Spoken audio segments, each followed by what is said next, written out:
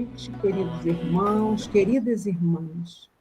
É um grande prazer estarmos aqui reunidos para o estudo da primeira obra da doutrina espírita, de cunho filosófico, O Livro dos Espíritos, de Allan Kardec, composto por 4 partes.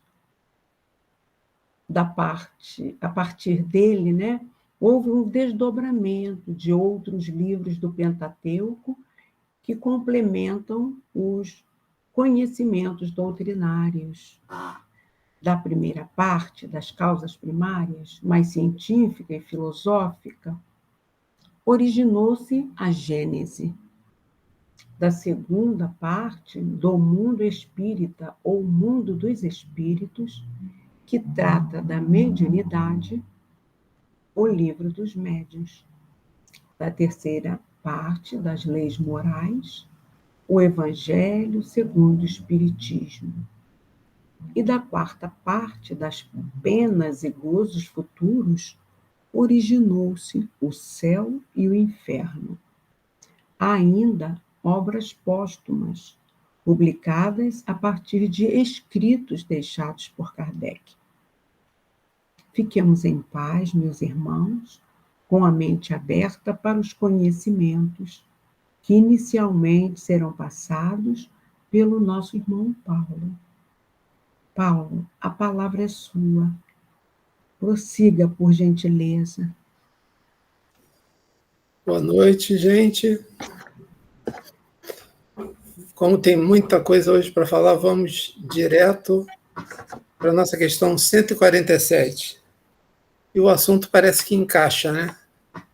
Veio o Carmélio nos falar da nossa natureza espiritual e essas questões abordam o materialismo. Por que os anatomistas, os fisiologistas e, em geral, os que se aprofundam nas ciências naturais são frequentemente levados ao materialismo? Frequentemente não é sempre, né? Existem muitas exceções. O fisiologista refere tudo ao que vê. Orgulho dos homens, que tudo creem saber, não admitindo que alguma coisa possa ultrapassar o seu entendimento. A sua própria ciência os torna presunçosos. Pensam que a natureza nada pode lhes ocultar. E assim foi, alguns séculos atrás, aqueles que achavam que o átomo era indivisível. Assim foi também aqueles que achavam que o átomo tinha uma estrutura fixa. Assim foram aqueles que achavam que o átomo poderia ter estruturas variáveis. E assim,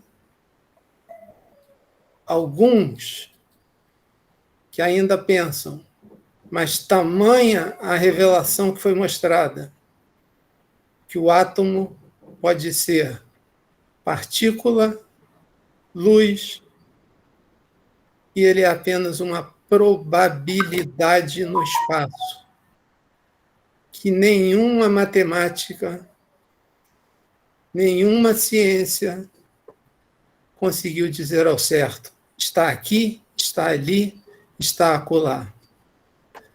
O homem começa a encontrar o limite que transforma, que modifica. Ele só não sabe explicar, ele só não sabe provar dentro da matemática, dentro dos aparelhos que atendem aos sentidos humanos do corpo encarnado, do espírito encarnado. Mas eles já sentem dificuldade. E a ciência atual começa a mostrar que está ficando difícil ser materialista. Acreditar que a matéria se organiza por si própria. acreditar que não existe o que quer que se queira chamar, que não se chame de princípio espiritual, mas que se chame de princípio energético, ou qualquer nome que se queira dar, mas que existe alguma coisa, alguma energia, alguma força, alguma inteligência que coordena toda essa formação tão perfeita da máquina mais incrível que o ser humano já pôde ver, que é o corpo humano, com suas estradas representadas pelas veias e pelas artérias, com seus postos representados pelos órgãos principais, pelas suas vias de acesso, pelas suas estruturas mais firmes, formadas pelos ossos, pela maleabilidade dos músculos, do plasma, pela eletricidade contida dos neurônios no coração, em todo o sistema nervoso, por onde passa a questão da mediunidade. Porque Kardec já nos dizia, a mediunidade é orgânica. Ela não é um fenômeno do espírito. Há de se ter uma estrutura orgânica que possibilite esses contatos. Seguindo para a questão 148, e Kardec, dessa vez, encarna nessa pergunta aqueles que julgam que a ciência para as religiões é perigosa. E pergunta como se fosse um deles.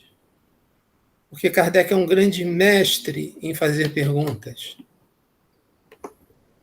Não é estranho que o materialismo seja uma consequência de estudos que deveriam, ao contrário, mostrar ao homem a superioridade da inteligência que governa o mundo? Deve-se concluir que esses estudos são perigosos? Ou seja, quase dizendo, devemos prender, esconder esses cientistas e esses homens que querem mostrar que a ciência existe, mas que Deus não existe no pensamento deles. E aí a espiritualidade responde com muita tranquilidade. Não é verdade que o materialismo seja uma consequência desses estudos.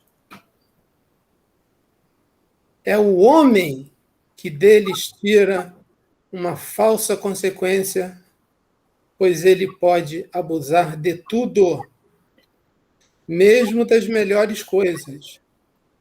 O nada, aliás, os apavora mais do que eles se permitem aparentar. E os espíritos fortes são quase sempre mais fanfarrões do que valentes.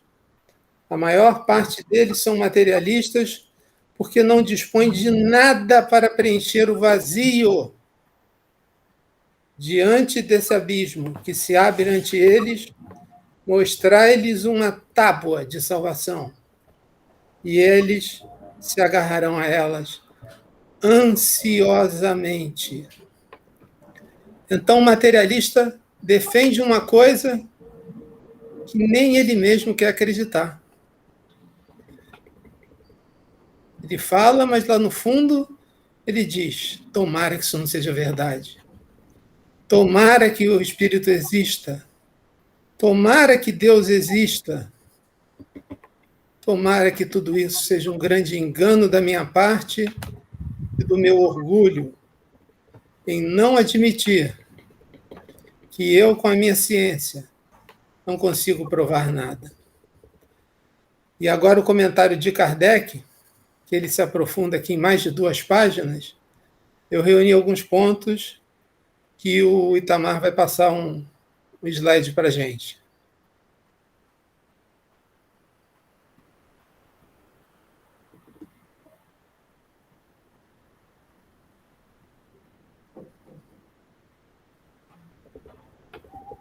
Podemos dizer que no mundo existem algumas filosofias,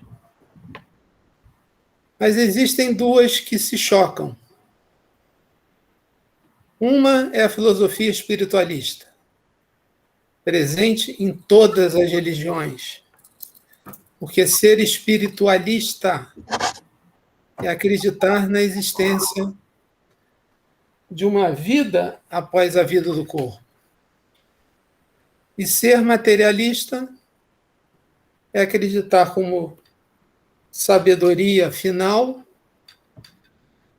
que as moléculas se juntam, se agregam, se formam corpos e depois morreu, tudo volta e nós não temos nada que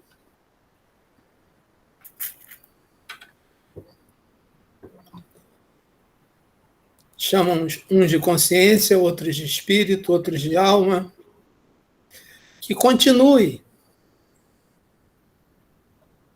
Vamos ao próximo, então?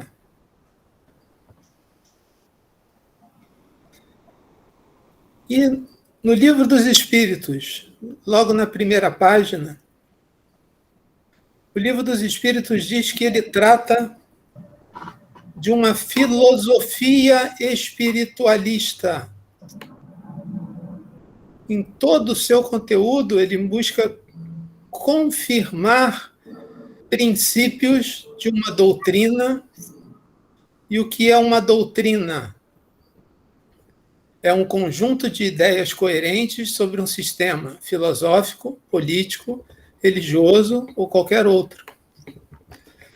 Tudo que podem dizer da doutrina espírita é que ela não é coerente. Podem falar qualquer coisa. Não creio, não aceito, não admito, estou fechado com o entendimento daqueles que seguem a Jesus acreditando que Jesus ressuscitou. Ok. Cada um acredita naquilo que quer. Somos livres para pensar. E essa é a grande beleza da vida. E o que fala o Livro dos Espíritos em termos de filosofia? Princípios da doutrina espírita sobre o quê? A imortalidade da alma, do espírito, da centelha divina, do gen divino plantado em nós. Fala sobre a natureza dos espíritos e suas relações com os homens. E o que são os homens? São as almas. E o que são as almas? São os espíritos que têm corpo. E o que são os espíritos? São as almas sem o corpo. Já aprendemos isso. Fala sobre leis morais. E o que é moral? Regra de bem proceder. Regra de não ferir ao próximo. É regra de fazer o bem sem olhar a quem. E além disso, o Livro dos Espíritos, na sua filosofia espiritualista, vem nos tratar sobre o nosso comportamento na vida presente. E disso resulta automaticamente o que será a nossa vida futura e o nosso porvir como humanidade. Vamos em frente, Tamar?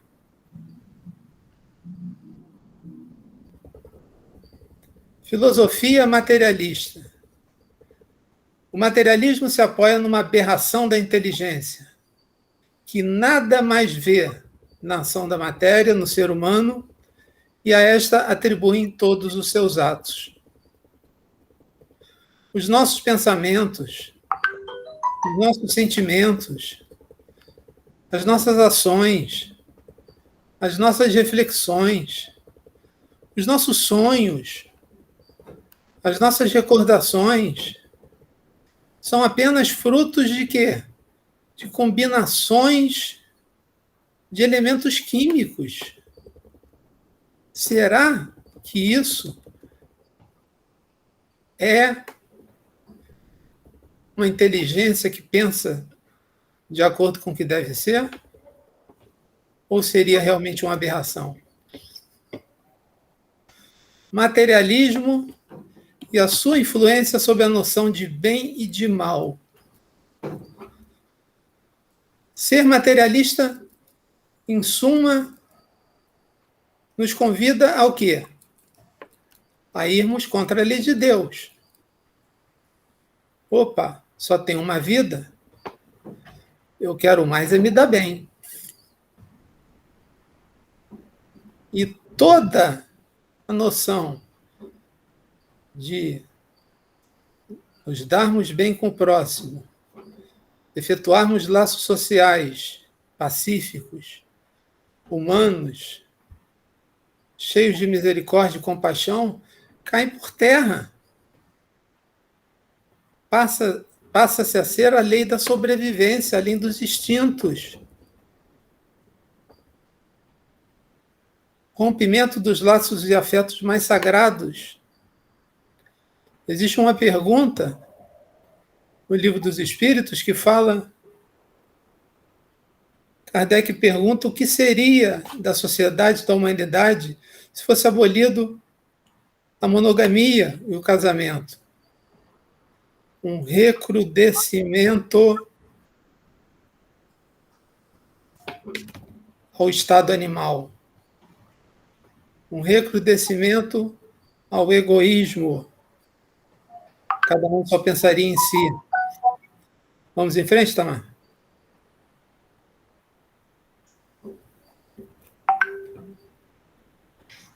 Materialismo e doutrina. E por que, graças a Deus, essa doutrina não é dominante? Existem muito mais espiritualistas, espíritas, católicos, evangélicos, budistas, hinduístas, islamistas, culturas afro-brasileiras, religiões afros, do que qualquer outra coisa. A sociedade, se fosse baseada no materialismo, estaria baseada na pior base possível, que traria o germe da destruição a seus membros, que fatalmente se destruiriam mutuamente, na busca do prazer, do hedonismo, cada um por si. E é citado por Kardec Karl Marx como sendo materialista. Fomos lá pesquisar sobre isso e o que a gente encontra? Marx foi aluno do filósofo Hegel. E em sua tese de doutorado, Marx fez uma tese de doutorado que resultou em um livro. E esse livro, o nome foi Crítica à Dialética Idealista de Hegel. E essa dialética idealista de Hegel, que foi um filósofo, estava fundada no seguinte movimento: tese, antítese e síntese. E o que quer dizer isso? Eu formulo uma teoria. Alguém é contra. Por isso que existiam os grandes diálogos entre os filósofos na Grécia. Eles debatiam exaustivamente determinados temas, conversavam entre si. Então, um criava uma tese, o outro vinha com uma tese contrária, ou seja, antítese. Do que fosse acordado entre os dois, surgiria uma síntese, que seria a soma dessas duas opiniões. Mas hoje em dia nós nos encontramos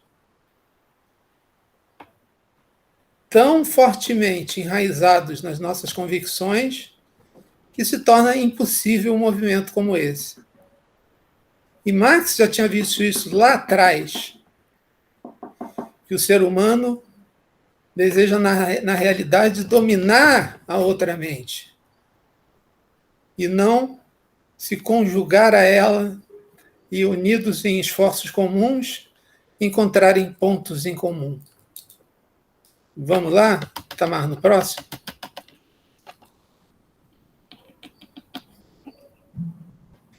E Marx dizia o quê? Que o que provocava um movimento dialético, desse debate, desse diálogo, dessa necessidade de trocar informações,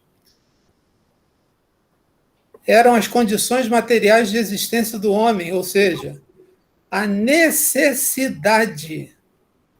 Marx se contrapõe a Hegel, dizendo que o movimento dialético era, na realidade, o motor da humanidade. Vejam, com 20 e poucos anos, ele foi contra o seu mestre e professor. Na realidade, ele foi contra o materialismo histórico e idealista de Hegel, mas nunca contra o espiritualismo das religiões, o que foi totalmente distorcido pela Igreja Católica, e Marx se transformou num demônio comunista que comia criancinhas.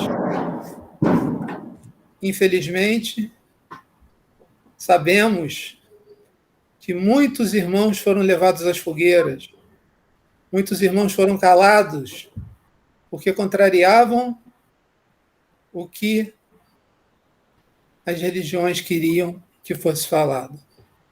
Vamos em frente? E a filosofia espiritualista, aqui tem um texto grande, eu vou deixar à disposição para quem quiser ver, tá? Tem o básico do que todos nós já sabemos. Vamos seguir? E questões que e muitas pessoas devem se fazer. A alma sobrevive à morte física. Isso é ponto. Acreditamos nisso ou não? E aí vem a curiosidade. Curiosidade essa que foi satisfeita pela espiritualidade com a vinda da série de André Luiz, explicando como é a vida no plano espiritual. Como é a outra vida? Como é a alma em outro plano? Como é que ela vive? Ela tem casa? Ela não tem casa? Ela mora na nuvem? Qual é a felicidade da alma que pratica o bem e a infelicidade da que pratica o mal? E milhares de perguntas que são feitas por aqueles que não são e não creem numa vida após a vida, ou creem, mas não têm nenhuma noção de como ela é. Apenas creem. Morrem, desencarnam, chegam no plano espiritual e ficam perguntando: cadê Jesus? Cadê os anjos? Cadê os santos? Como ficou André Luiz nos umbrais, vendo aquelas criaturas para ele horrendas, enquanto ele julgava que ele provavelmente iria para o paraíso, porque cumpria alguns dos ritos. E a frase: ninguém nunca voltou para contar. Ah, essa a gente não pode deixar mais passar, não é? Isso é um erro, pois esta é a missão do Espiritismo: esclarecer sobre esse futuro pelas certezas de que o Espiritismo científico tem revelado e pelas certezas que os espíritos vêm trazer depoimentos que são facilmente comprováveis. Assinaturas registradas em cartório, marcas do passado, lembranças de reencarnações anteriores, comprovadas em estudos científicos. E vamos traçar uma linha do tempo aqui rápida de alguns desses estudos.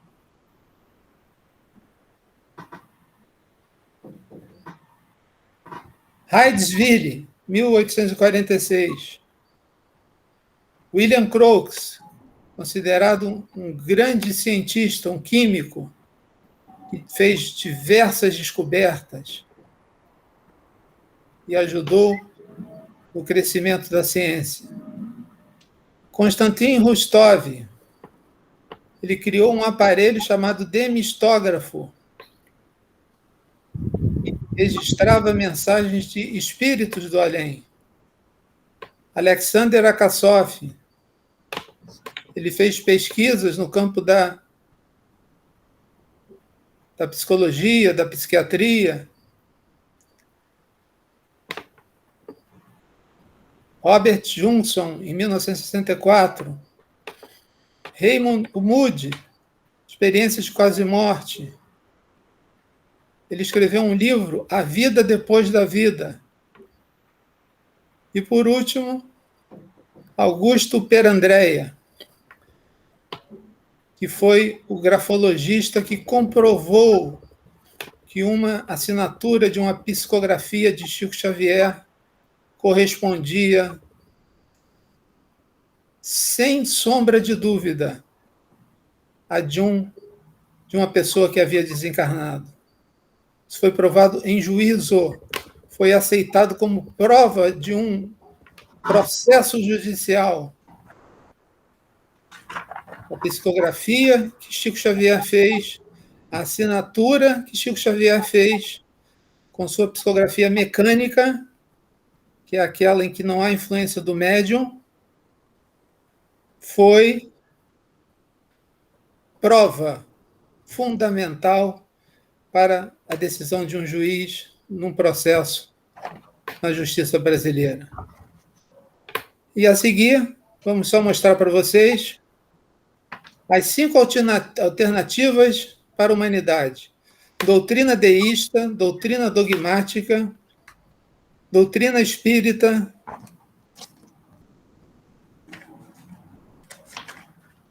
vocês podem escolher.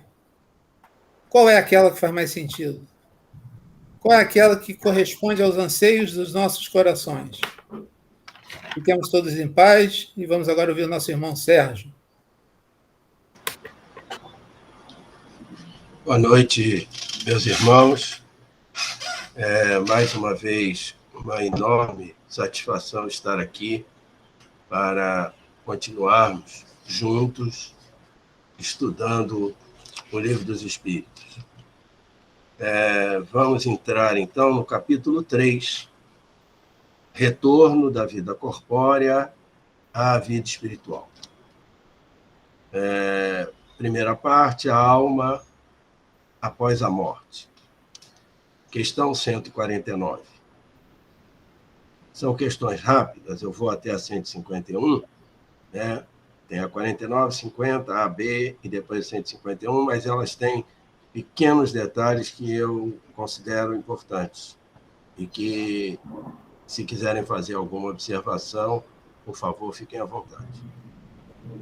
Questão 149. Em que se transforma a alma no instante da morte? A resposta é: volta a ser espírito. Esse volta a ser espírito é que ela perde, então, o corpo denso que ela habitou para poder transitar no planeta em que ela está fazendo a sua experiência humana. Ou seja, retorna ao mundo dos espíritos, que ela havia deixado temporariamente.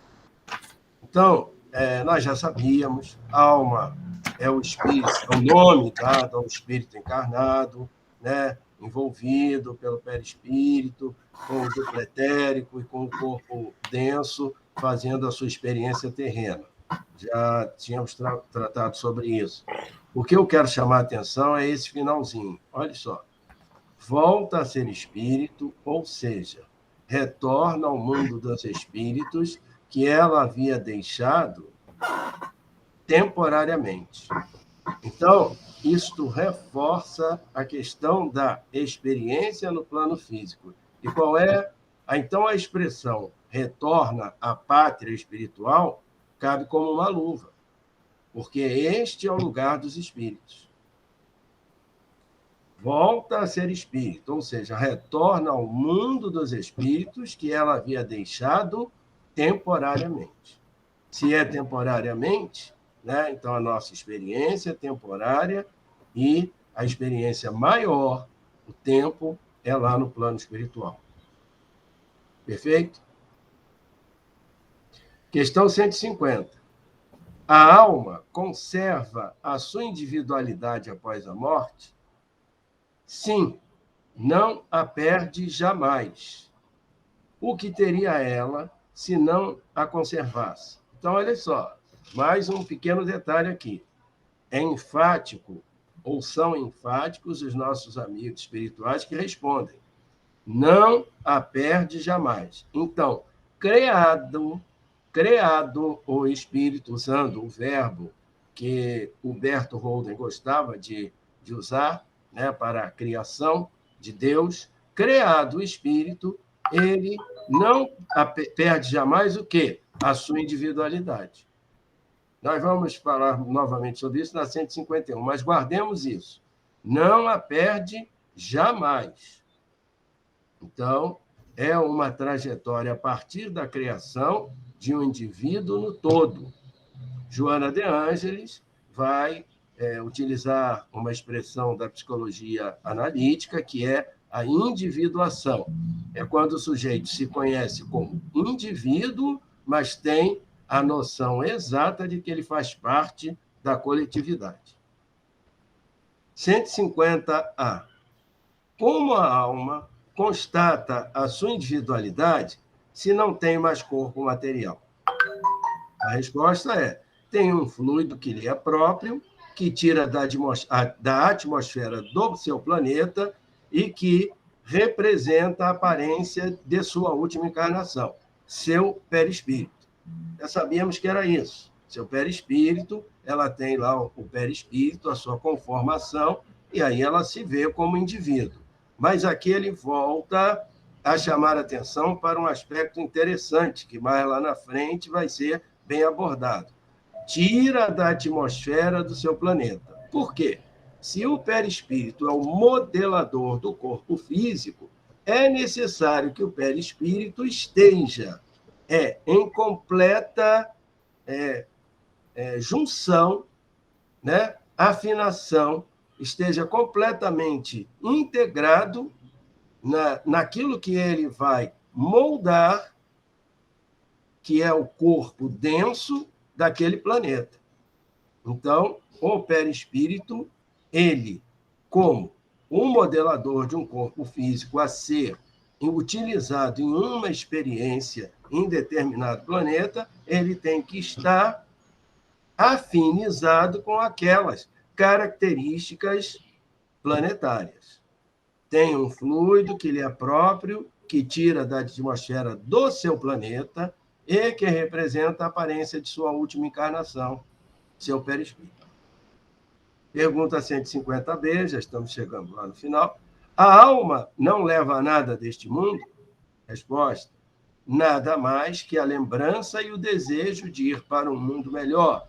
Essa lembrança é cheia de doçura ou de amargor, segundo o emprego que tenha dado à vida. Quanto mais pura ela for, mais compreenderá a futilidade daquilo que deixou na Terra. Então, este é um momento em que o espírito desencarnado vai se aperceber de quais são os verdadeiros valores. É aquilo que ele pode levar. Isto é o seu patrimônio. É aí que estão, né, as questões relativas a karma, né, a lei do plantio e da colheita, daquilo que ele tem, e associada mais tarde, quando ele retornar à sua experiência, a sua necessidade na sua programação reencarnatória. Então, é óbvio que o espírito, depois de um certo tempo, e por isso que ele diz, quanto mais pura ela for, mais compreenderá a futilidade daquilo que deixou na Terra, o espírito, depois de um certo tempo, vai se aperceber daquilo que tem valor. É exatamente esta demora, por exemplo, é o que vai propiciar o apego de determinados espíritos após a experiência da perda do corpo físico aos seus bens materiais, por exemplo.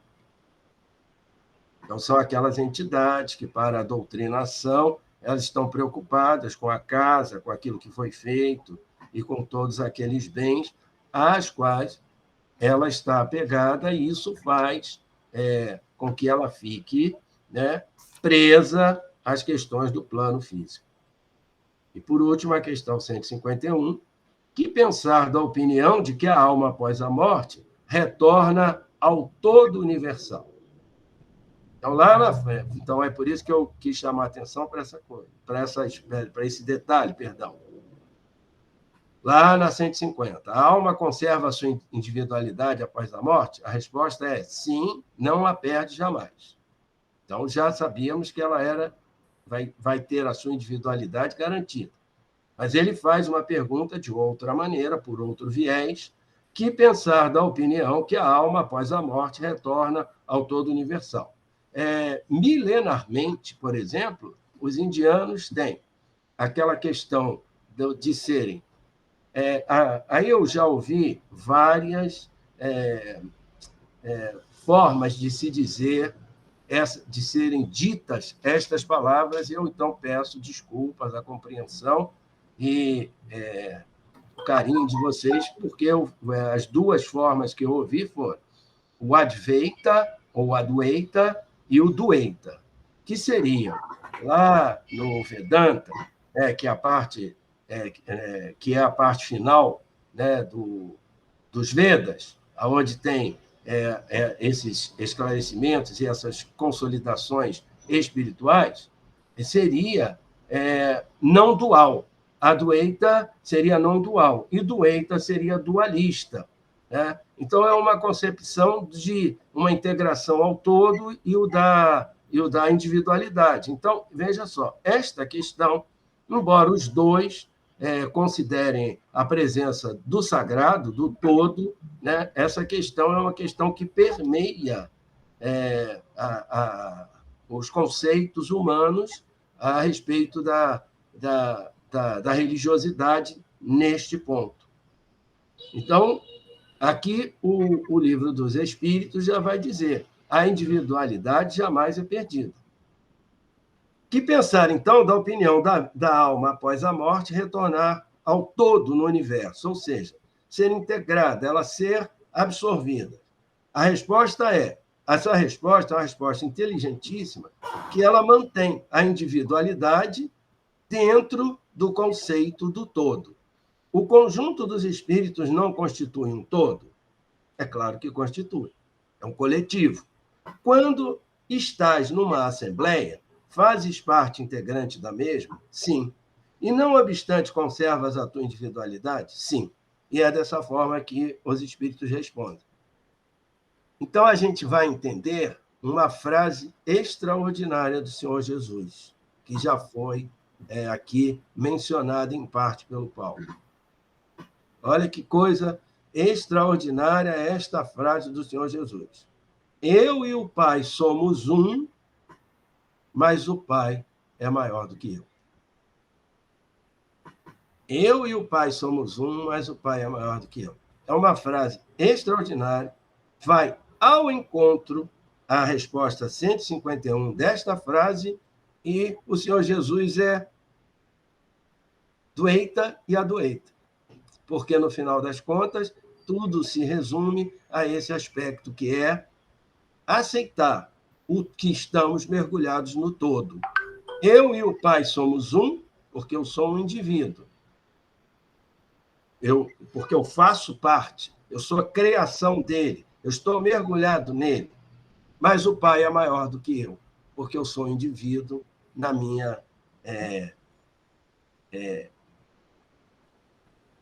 na minha individualidade. Eu sou um indivíduo na minha pobreza comparada com o todo. Né? A palavra agora me fugiu, né?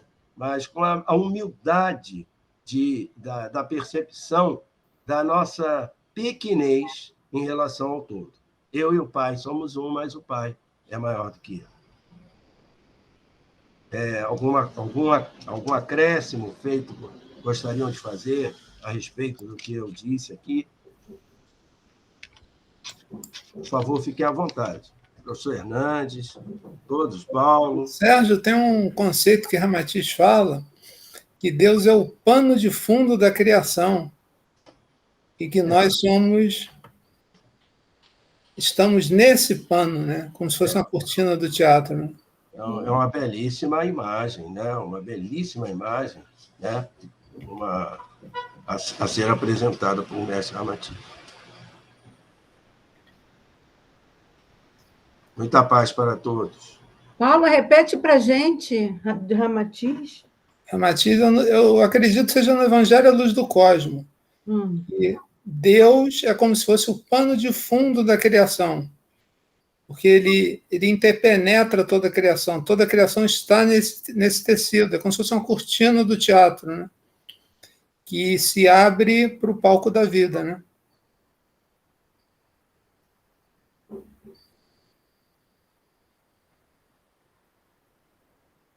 E a grande diferença entre a doutrina espiritualista, né, que eu ia falar, mas encurtei e corri, porque senão não ia dar tempo, né?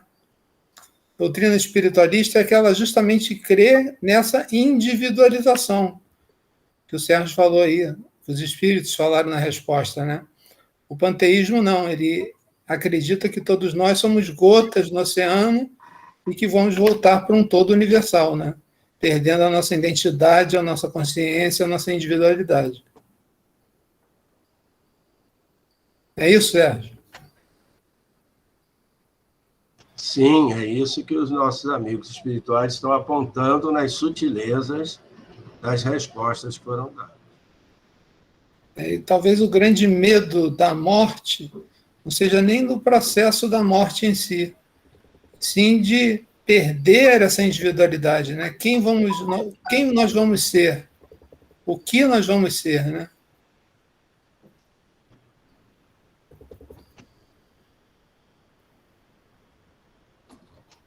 E aquela frase que ele tirou, ninguém nunca voltou para contar, tantos já voltaram para contar, né? Só que tem tanta gente que não acredita, tem gente que fala, eu não acredito, mas nem se eu ver, nem se eu ouvir. Esse aí, infelizmente, não tem jeito. Tem muitas encarnações ainda para servir como São Tomé. Paula, transcomunicação também, né? Tem grupo que estuda, eu participei muitos anos de um congresso com a Marlene Nobre, em São Paulo. Tinha pessoas de vários lugares do mundo, inclusive um padre francês falava bem português, porque a mãe dele era portuguesa. Ele trouxe muitos exemplos de comunicação no computador dele. Naquele tempo não tinha internet igual tem hoje. Era radinho de pilha, computador, qualquer coisa. Né? E lá que ele recebia mensagem de pessoas que frequentavam a igreja dele, que tinham desencarnado, e que ele levantava, quando abria, estava lá a mensagem para as famílias. Ele nos trouxe, isso foi uma coisa que me marcou muito. A outra, eles puseram lá um aparelho, sei lá o quê, a gente via fotos, assim, de coisas que a gente nunca viu, de sons, né, de comunicação, né?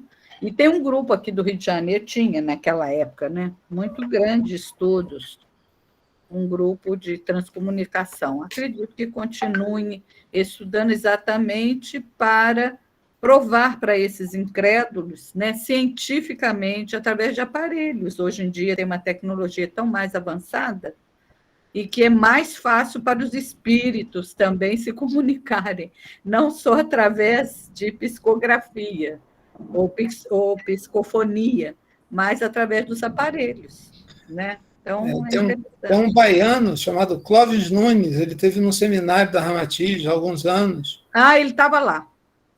Ele é muito bom nisso, nossa. E ele gravou um som, quando estava no seminário da Ramatiz, Sim.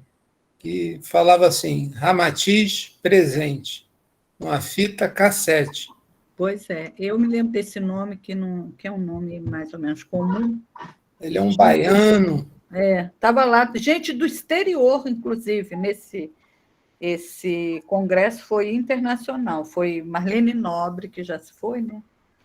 E tem muita gente. Médica, ela era médica, né? O marido foi senador. Todo mundo fala que eu canto mal, né? Nessa hora a gente tem que cantar. Amigo é coisa para se guardar do lado esquerdo do peito. Me ajuda aí quem canta bem, que a minha voz está fora rachada. Beatriz sabe cantar muito bem. Canta, Beatriz.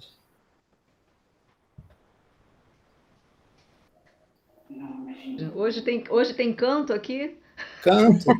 Amigo é coisa para se guardar do lado esquerdo do peito. Continua.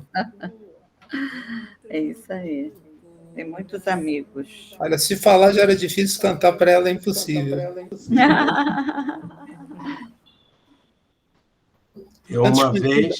Canta escondido, então. Uma vez fui numa festa de aniversário e pediram, inclusive, para eu parar de bater palma porque estava desafinado. Não há a menor possibilidade, por exemplo. Eu sempre perturbava o Alexandre Sancol lá no Universalista, né, quando ele cantava. Falava assim, Alexandre, qualquer dia desse a gente vai fazer uma dupla, vamos cantar aqui. Não, Paulo, não faz isso não, que vai todo mundo sair correndo, vai embora, não vai nunca mais voltar aqui. Quando tem um espetáculo que eu gosto da música muito, eu faço mímica. Finjo que estou cantando. Eu junto com as pessoas e tal, porque não há a menor possibilidade. Maravilha! É isso aí, Itamar. Maravilha. Itamar pega no ar, é um espetáculo. Maravilha, Itamar. Amigo é coisa pra se guardar debaixo de 7 chaves dentro do coração. Assim falava a canção e na Meca ouvi, mas quem cantava chorou ao ver seu amigo partir. Mas quem ficou no pensamento voou com seu canto que o outro lembrou. E quem voou no pensamento ficou com a lembrança que o outro cantou. Amigo é coisa pra se guardar no lado esquerdo do peito, mesmo que o tempo e a distância digam não. Mesmo esquecendo a canção, o que importa é ouvir a voz que vem do coração. Pois seja o que vier, venha o que vier, qualquer dia amigo eu volto a te encontrar.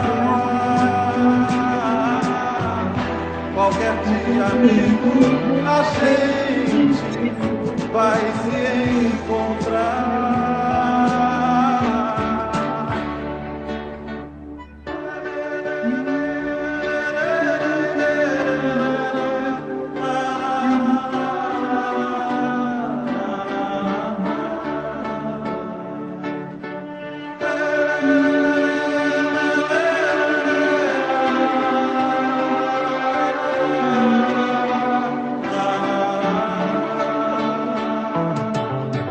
Deixa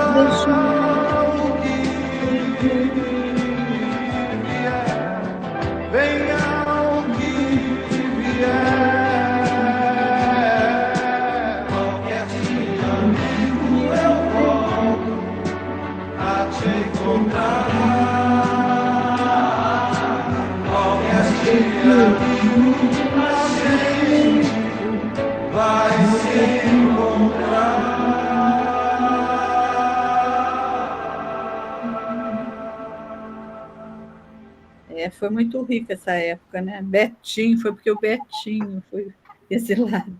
Que lindo, né? A gente nunca tinha tido esse pensamento. Mas Milton Nascimento está falando do encontro de amigos após uma encarnação. Né? Amigos que se despedem, um dia a gente volta a se encontrar no corpo físico. Seja de onde vier, né? Muito interessante. São letras que são preces, são ensinamentos espirituais. Poesias, né? Na voz é muito de um gostosa. coral de passarinhos. Eu nem sei o que dizer da voz desse homem. Maravilhosa. Agora não está tão boa, né, com o tempo, mas ele foi maravilhoso nessa época e muito necessário para todos nós, né? Com certeza. Muito bom. Brasileiro, hein? Produto brasileiro. Brasileiro, hein? De exportação. E falam que aqui só tem porcaria, né? O Brasil é riquíssimo. É, maravilhoso mesmo. Ele é maravilhoso. O Brasil tem Maria das Graças, tem Norma, tem Elizabeth, tem Beatriz, Sérgio Murilo, tem Cláudia, tem Angela Maria, tem Itamar. Tem todos nós aqui. E sábado que vem estaremos todos juntos de novo.